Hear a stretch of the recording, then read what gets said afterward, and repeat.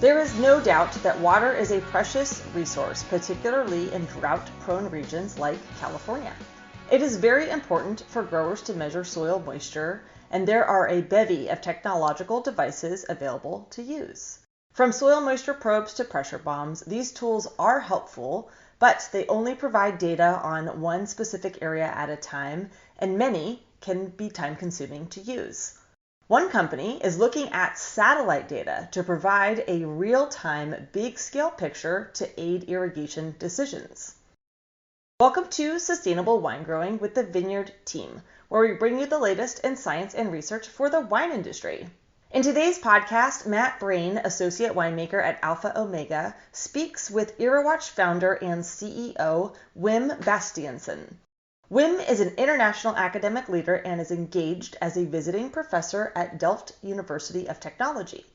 Today, there is a lot of free satellite data available, and that data is being captured by Irrewatch. Having grown up on a potato farm, Wim aims to provide practical guidelines for irrigation management. The software aggregates data from 10 satellites to provide daily moisture measurements down to the pixel, allowing growers to optimize irrigation water applications in a world of dynamic weather, soil, and crop processes. Before we get into the show, higher education is important to many students, but paying for college can be challenging. The Vineyard Team's Juan Navarez Educational Scholarship helps students whose parents work in our members' vineyards and wineries achieve their dreams. Help us reach our goal to raise $200,000 this year. You can make a life-changing impact on a student's future. Donate by going to vineyardteam.org/scholarship. Now let's listen in.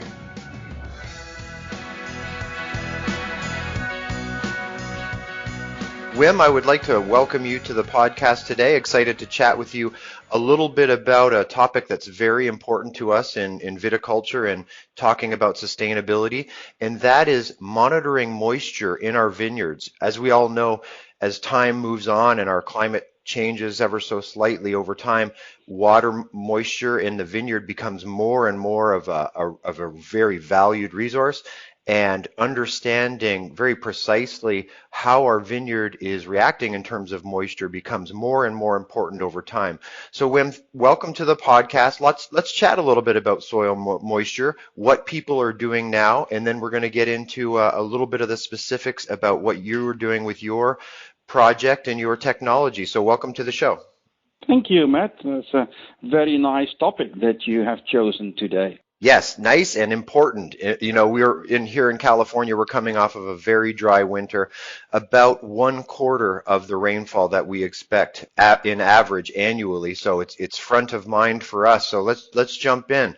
You know, I think we can agree that there are many different ways to track and analyze our soil moisture, but I think we can also agree that a lot of those techniques have some flaws if we look at them just individually. So let's talk a little bit about some of the more traditional ways of looking at soil moisture in the ground. I think, Matt, what is very important about moisture is that, if you want to say more about its status, you have to measure it. Many growers that look around in their field think that they can see it from by looking, and that is unfortunately not possible. If you look at the surface, at the skin of the soil, then that gives usually a different opinion than what happens in the root zone. And roots can really go up to 3 foot deep. So I always ask my growers, but how do you know what the moisture is at 2 and 3 feet deep, and they don't know. So I think we need devices to measure that. Yes, I totally agree. And thinking about going out in your vineyard blocks and the labor and energy it would take to get down 3 feet in all these different areas, that would be pretty intensive. It is. And of course we have devices on the market for, the last 10, 20 years. And I must say that if I look worldwide, because my company Irrewatch is working in, let's say, 30 different countries around the world. But in California, I think people are leading in terms of having probes of soil moisture probe, and it's good to have them. It is always nice to measure. But if I can say a few things about those probes, it is like, okay. First question, where do you stick it into the soil? Right. I mean, we know that if you stick it here, or if you walk, on a certain distance away from it, and you stick it in the soil there, you measure something different. So spatial variability is a big issue. And we like to forget that a little bit, because there is no way to really measure that in the field, but it's a fact. So it's not so easy to just put it in and dig it into the soil at the right place. So this is always the first question. Then the other aspect is the depth. So not only soil moisture changes across space, but it also changes a lot with depth. And this is a big issue, because, if you measure it at shallow depths, that's what many of the sensors do. And you know why? Because it's so easy to install it at a shallow depth. Yes. Let's say half a foot or something like that. But that's not where the moisture comes from. This wine grape is smart. They take the water from deeper, because they know that, if they grow deeper and there is more moisture, and the larger the roots are, the more, let's say, capacity they have to get moisture. If you have a very thin root, then that root can only find moisture in that thin layer.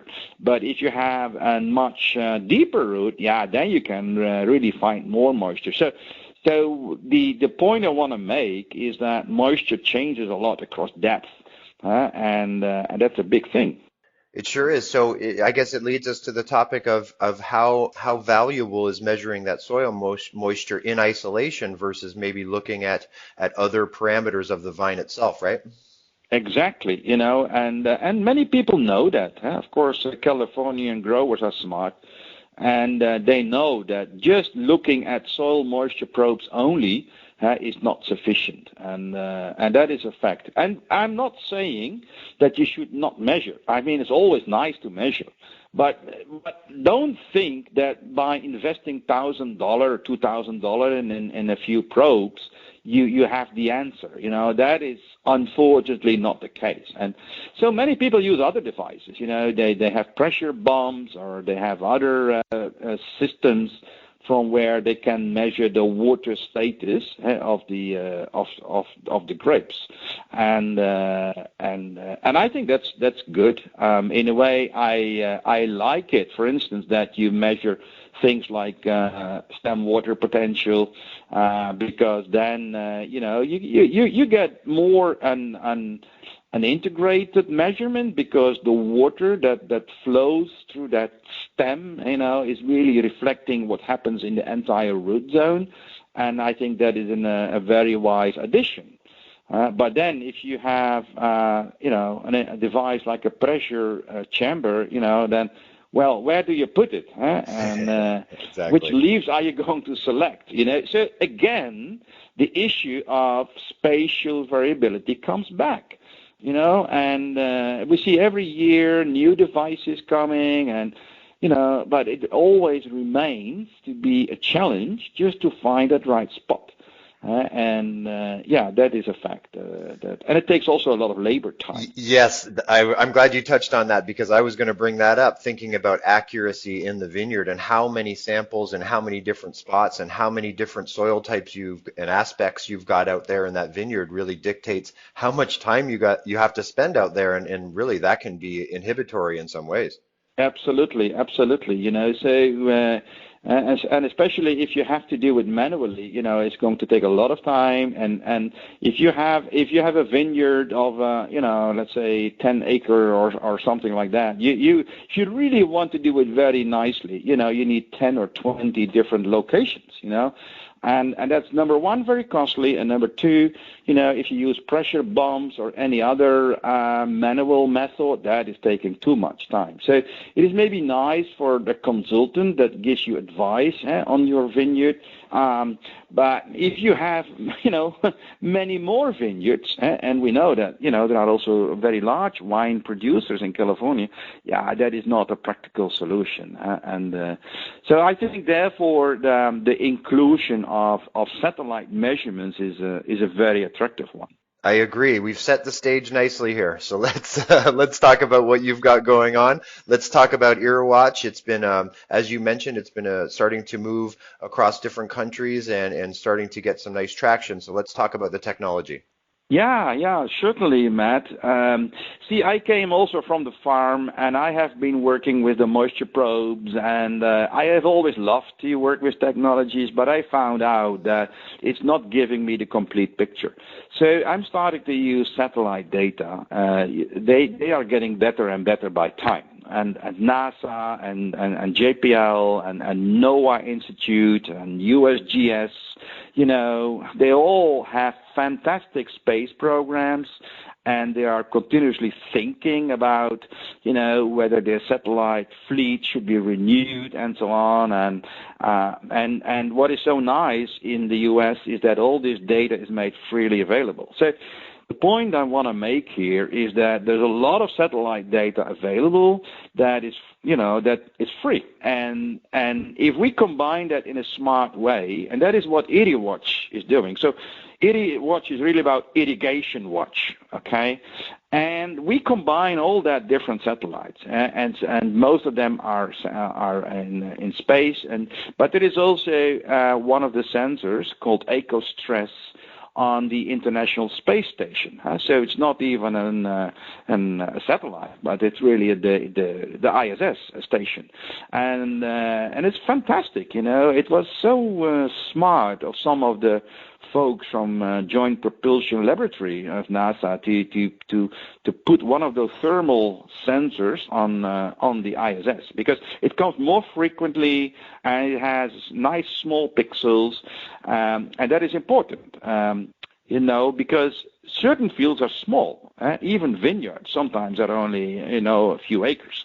So if we come with very big pixels, it will not work. We have to measure at field scale, number one. And number two, we were just discussing before that the spatial variability is a big thing. So now, if we really want then to measure that spatial variability, then we should really go to a higher resolution. And I'm a European, so I'm metric based, but we always like to work with 10 meter pixels. So that is, nice, because then at least we can see every few trees of the vineyard, and we can measure them one by one. And by combining all these images, you get really a complete, picture. The thermal satellites, they do a super good job. And with thermal satellites, I mean satellites that have the capability to measure the temperature, and so the temperature of the leaves, of the foliage of the vineyard itself, and that is a very nice way to see whether a crop is happy. Yes. See, if a crop is growing well, the temperature is low, and if there is some stress, like water stress, can also be other stresses, but let's say we're talking about soil moisture today. So let's say, we have a lack of soil moisture. And you know what? The first thing that happens is the temperature of the leaves go up. And this is very sensitive. So if you have a little bit of shortage of moisture, the leaf temperature rises by 2, 3, 4, 5 degrees. And that is interesting, because if we look, for instance, to an agricultural area where we have vineyards and maybe also other crops, and then if we find out that there's a lot of spatial difference in temperature, then we know that this is mainly soil moisture related. So in our work, we really look at this heterogeneity of an area, and then we look at hot pixels, and we look at cold pixels, and then we can nicely calibrate, because, if we cannot operate it, without a lot of local measurements, then it's a problem to create an operational surface. And growers, they are busy. They want an operational surface. They do not want to, do complementary measurements in the field. They don't have the time and, not the resources and everything. So, what is so nice is that we can develop a system from satellite that calibrates itself, so to speak. Right. Because then, you also it increases the accuracy of the moisture mapping. Yes, exactly. And that is what we do. And I started this activity, basically a year ago, because I worked on the algorithms for 30 years as a scientist, because it's very complex. So what I'm telling now sounds maybe like, very light, but there's a lot of deep science behind. But, now in the end, we know how to do that, and we can make it operational.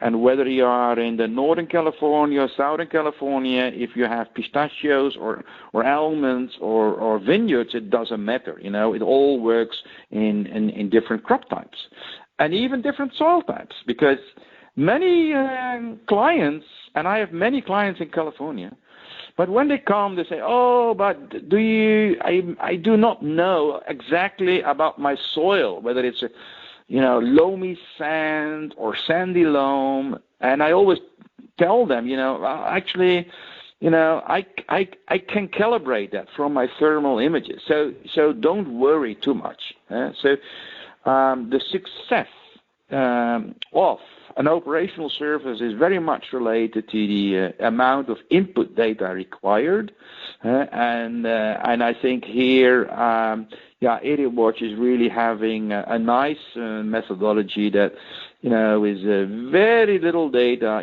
we can operationally provide the moisture estimates. And you know what, Matt? If you have the moisture, and if you know also when the crop gets stressed, at which moisture level, you can say, "Oh, wait a moment, dear grower, let's say Jack. Hey, Jack, after 3 days from now, your moisture is becoming below the critical moisture," which means that after 3 days you get water stress. So then you can tell that grower, after 3 days you have to irrigate, and also so many inch is what you have to provide. That is super interesting, and a lot of farmers, they love that, to have a direct advice. And advice is an advice. I am not dictating a grower what to do. Of course, every vineyard operator has his own style, his own management skills, and I can never replace that. But I can give an advice. I can say, hey, there is a mild stress, which maybe they like, because a mild stress will improve wine quality. Sure. And from a winemaker's point of view, to take that data and see what's actually happening in the vine and comparing it to, say, previous vintages and the fruit that was produced is going to allow you to really individualize each vineyard and growing block and to find those exact stress levels that you think are maybe contributing to quality. But without that extra piece of data, you might be just guessing on that. Yeah, exactly. And you know what? So now AreaWatch is providing for every 10 meter, we provide every day the moisture, but also that stem water potential. And even, some people like to work with stomates, with stomatal conductance. That is also something now that we provide, and not on one spot in the orchard, but every pixel. So now we can measure every corner. If you say, can you do that without field measurements? I think it's always good to have field measurements, it's always good to check, and because there are always farmers that believe more in local truthing, in local measurements, and and they are maybe skeptical about these new technologies. And so I always say, look, you can take a data subscription, but maybe also you should install one or two probes for checking. And then after some time, when they see that the results are comparable, then of course they will love to work more with the spatial data. Wim, I have a question because I'm really interested in some of the satellite technology here and timing and the way that the satellites or the ISS is taking the pictures for us. Tell us a little bit about how that imaging is done and how it's transferred down, and is there a certain time of day that is ideal to be looking at the imaging, or a certain time of the season? I think you mentioned that the possibility of getting more data weekly or daily. How does that all work? Yeah. So we are using 10 different satellites, and by combining these 10, we have a daily measurement, and that is very important for a continuous time series. And how it works is like we're getting the first images during the morning, then the majority in the afternoon, and then in our lab here in the Netherlands, we collect all these images in an automated way, and then we put it in the cloud. We have developed our smart algorithms, and then we process all these images. And then a grower will get at 2 a.m. every day an update. Okay, and so I always call that, that the data should be there before the breakfast, right? So that if a grower is having the breakfast, he can look at the IRIWatch app that you can download from the stores, and which for free. And then they can have a look, and they can see immediately, like, hey, which of my fields really need water today?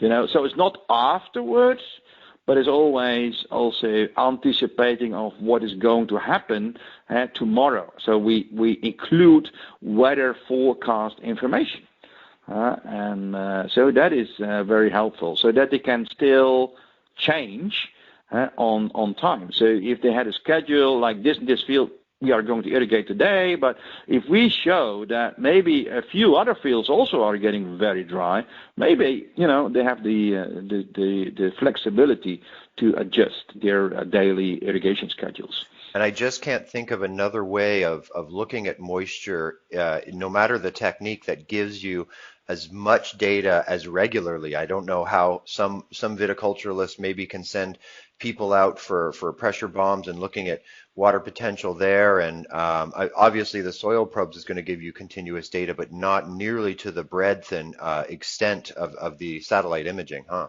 Correct. Yeah, no, correct. So it's a new opportunity. And again, I think the combination is very good. So if you already used to using probes, please continue to do so. I'm not saying that you should not do that, but I think it's exactly as you say, Matt, that you get a lot of extra information, and you can learn about your own vineyard, And I'm always amazed about what you can see and what you can learn from those imagery. And it's not that it's very expensive. If you have to do this manually, those processes are getting very expensive. But if everything is automated in the cloud, we can really offer it now for $6 per acre for a whole season, so that's 365 days.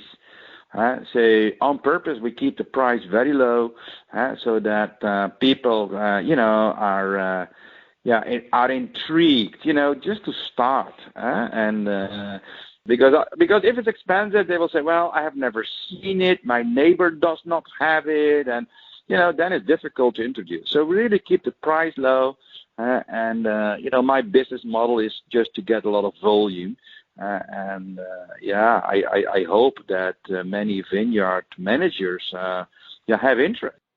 I think they should. I hope a lot of them are tuning in to listen to this talk because the power of the information that you're offering is really unmatched, and I just can't think of another way of getting that much real-time data to your laptop, as you say, during breakfast to make these critical decisions. And Wim, on another point, I think about the price of high quality fruit here in California and thinking about across maybe a grower's entire acreage, and proper water status in the vines could easily lead to a couple of extra tons on the vine for a growing year. And I think about the price of those extra tons and what they translate to in the bottle, and how that might compare to your subscription. And I think you've got a real good value offering here.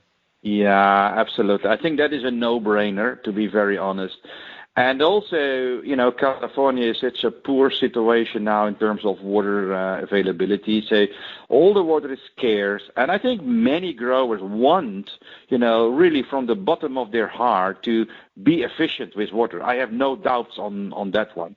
Because in the end, if the growers are very efficient, with the water, it's good for their own sustainability. Less groundwater needs to be pumped. There are laws in place. There is a Californian Groundwater Act, and everybody wants to, comply to that. I think there is no doubt, but it should also be fair.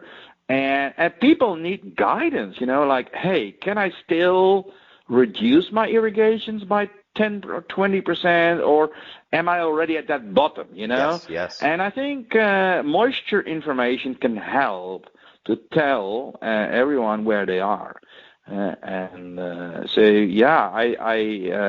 It's not only in California we do these things, but also in other dry countries like Mexico and Spain and Portugal and Chile, Australia, all these countries where you have wines, and where they have basically the same challenge.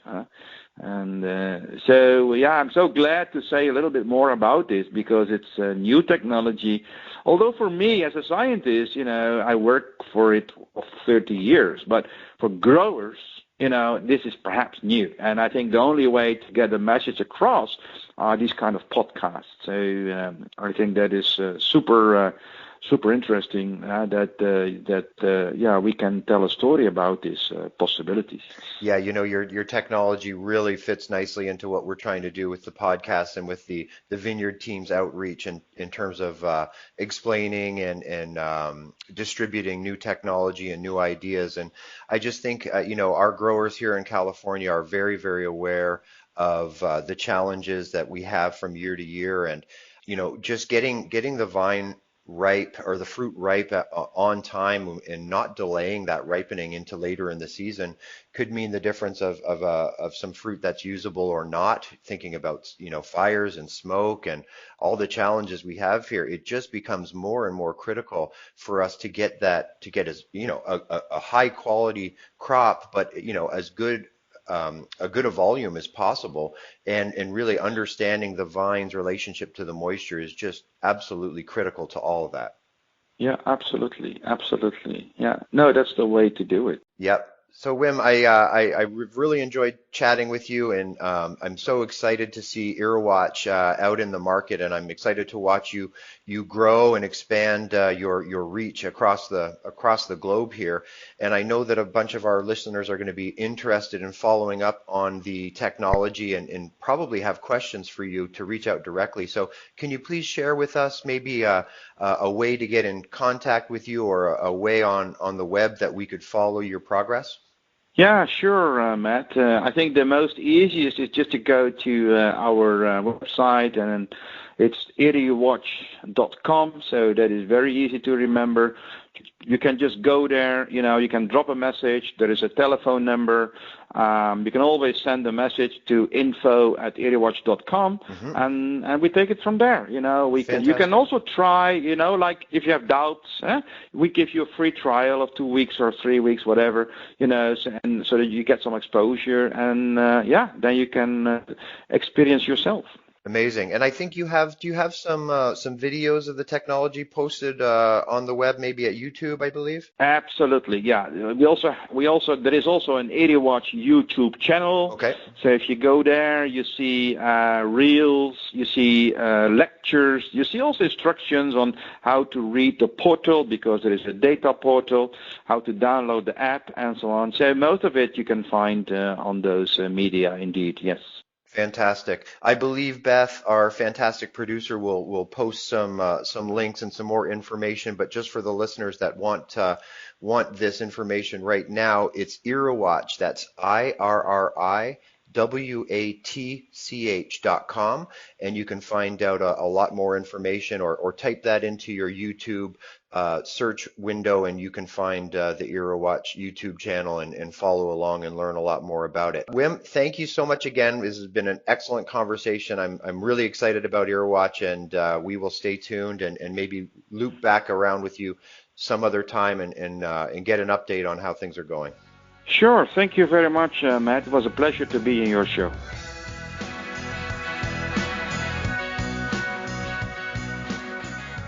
Thank you for listening. Today's podcast is brought to you by Helena Agri Enterprises. Founded in 1957, Helena has grown to be one of the nation's foremost agricultural distributors. Products and services include crop protection products, fertilizer, specialized nutrients, seed, precision ag services, and software. Learn more at helenaagri.com. Make sure you check out the show notes for links to IRRIWatch, a recent podcast on subsurface micro irrigation in vineyards, irrigation maintenance tips in both English and Spanish, plus a link to contribute to the scholarship fund. If you liked this show, do us a huge favor by sharing it with a friend, subscribing, and leaving a review. That helps us reach more listeners like you. You can find all of the podcasts at vineyardteam.org/podcast, and you can reach us at podcast@vineyardteam.org. Until next time, this is Sustainable Wine Growing with the Vineyard Team.